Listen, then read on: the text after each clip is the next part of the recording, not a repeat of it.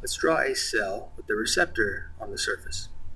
For a drug to have an effect, it must bind the receptor and then also activate the receptor in such a way that intracellular signaling is triggered or transduced, and then we get an overall effect or response.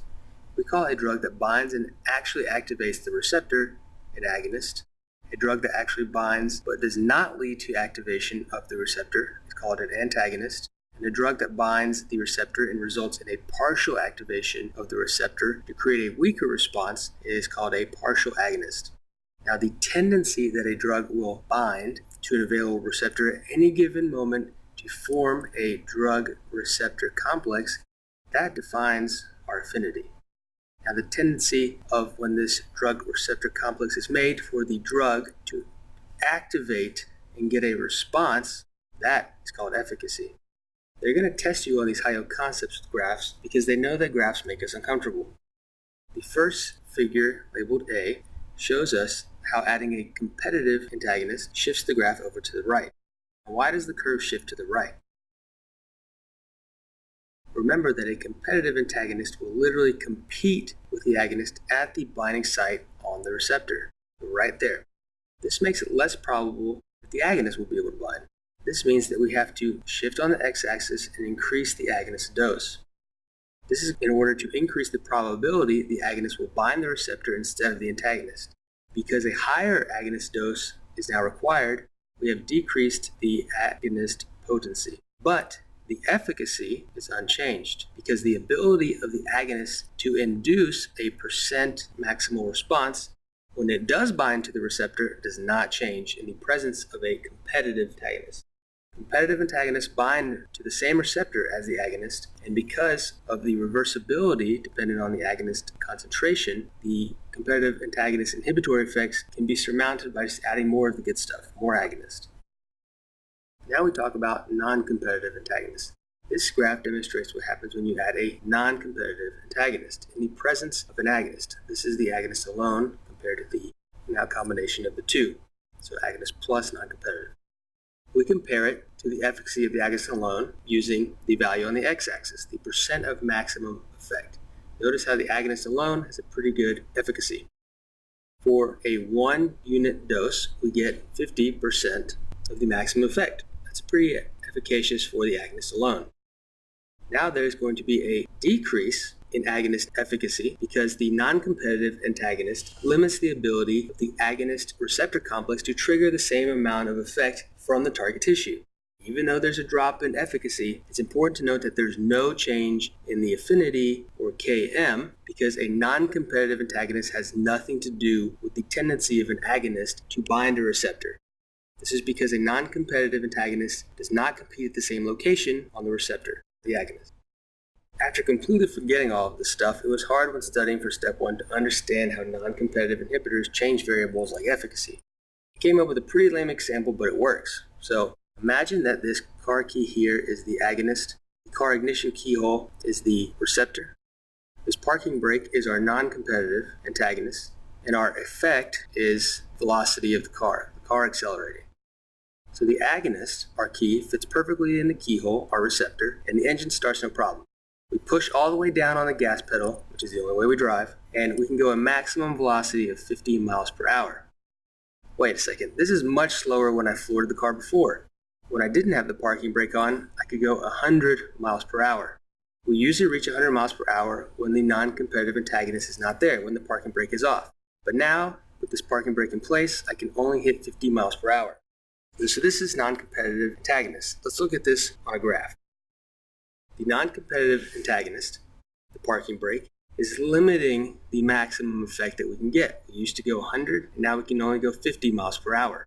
It's limiting the maximum effect that we usually expect when we hit that gas accelerator.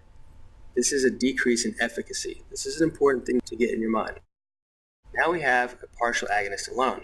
This diagram compares an agonist alone to a partial agonist alone. What does the comparison of each alone tell us by looking at the curve? How about this huge gap here? The efficacy is dropped. The curve now plateaus with a partial agonist at a much lower percent maximum effect. This visually describes to us how a partial agonist can only get a partial response out of the target tissues. comparing them to an agonist alone. Here we go. Sweet. Flash quiz. Competitive inhibitors resemble or do not resemble a substrate. Non-competitive inhibitors resemble or do not resemble a substrate. Remember that compete is the word here we're worried about. Competitive inhibitors directly compete and resemble a substrate, while non-competitive inhibitors do not resemble a substrate and therefore do not directly compete at the active binding site. The therapeutic index is a measure of drug safety. This is an important concept because as a bunch of young doctors with little experience, safety is key. Again, another important diagram and equation. Let's use them to understand the important part of the concept. This graph basically compares two curves. The first one is efficacy and the second one is toxicity. The ED50 is the drug concentration that produces a desired therapeutic effect in 50% of patients. Do not try this at home or anywhere really, but for example, let's say you give 1,000 milligrams of Tylenol or acetaminophen to 100 people with a headache. 50 out of 100 say that the headache resolved, but the other 50 still complain of headache. You can say that the effective dose, or ED50 for acetaminophen, in which 50% of the population responded, is 1,000 milligrams. So now, TD50 is the toxic dose in 50% of the population. Again, do not do this, but using the Tylenol or acetaminophen example, you give 100 patients 10,000 milligrams of Tylenol. 50 people go into acute liver failure, and the other 50 are going straight to their lawyer to try to sue you. But basically, these 50 are fine, no problem.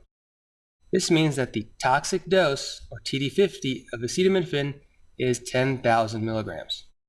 We set up our ratio by putting the toxic dose of 10,000 and the effective dose of 1,000 in our equation, so we get a therapeutic index of 10. Then the therapeutic index is represented here by this gap in between the effective dose and toxic dose. That's a pretty large number for 10. Acetaminophen is rather safe. There are many increases in dose that exist between effective and toxic. Other drugs such as digoxin, theophylline, and warfarin are very dangerous because the amount we give patients to treat disease, which is the effective dose, can easily approach toxic doses if the patient takes extra pills. These drugs are super high yield because they have a low therapeutic index. They have a small window for error. These two curves get much closer to each other than they do for Tylenol.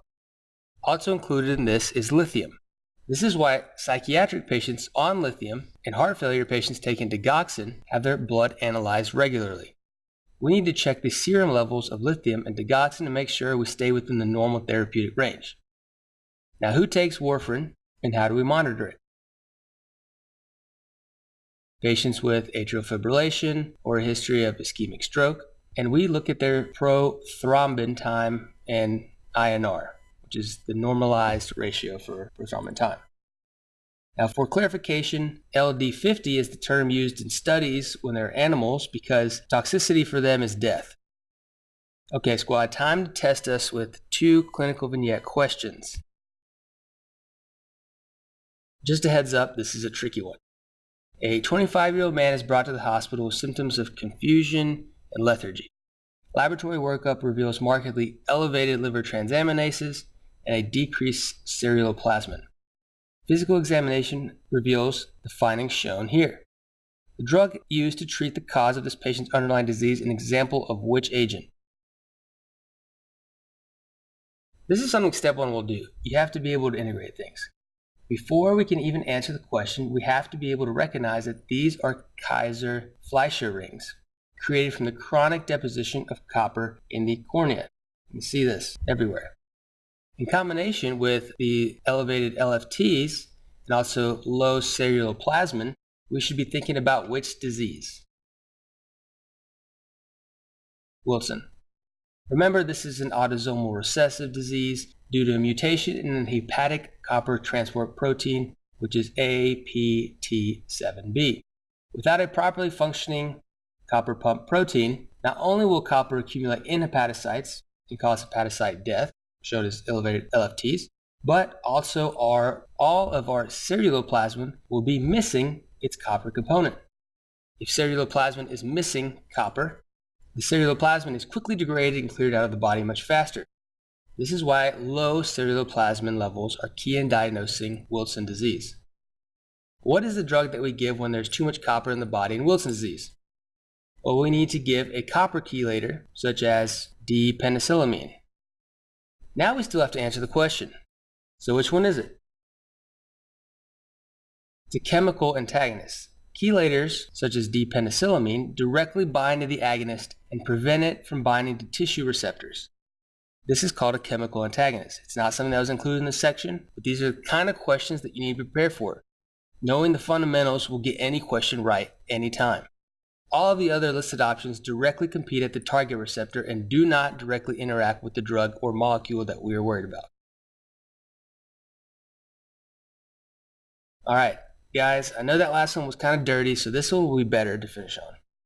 A 7-year-old boy comes to the pediatric clinic for the evaluation of a sore throat, fever that have persisted over the last few days. This morning, his mother also noticed the appearance of a sandpaper-like rash on his neck and chest. Rapid strep test positive. Boy is started on amoxicillin, which follows first-order elimination. Now, which of the following statements describes characteristics of first-order elimination? Pump the brakes here.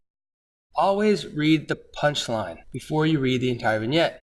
At the beginning, they were trying to make us start thinking about scarlet fever with descriptions such as the sore throat, the sandpaper-like rash, and a positive strep test. Too bad this has nothing to do with the question, which is what step 1 question writers are always going to be trying to do, throw you off a little bit. The question is, do you know what first-order kinetics are? If you do, what's the answer? E. The answer is E because we know that the rate of elimination is directly proportional to the drug concentration of the drug in the body. Answers A, C, and D are describing zero-order kinetics. Answer B was supposed to trick you because it is almost correct, except that the fraction that is eliminated is not variable but constant in first order.